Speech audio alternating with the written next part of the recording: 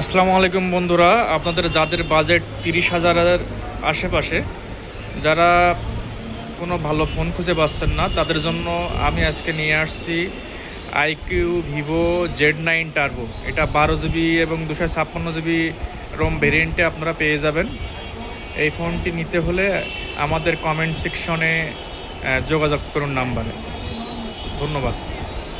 এই ফোনটিতে আপনারা পাবেন এই রেঞ্জে first time 8 Gen S 3 processor, যেটা আপনার 40,000-এর ভিতরে কোনো ফোনে এখন নাই।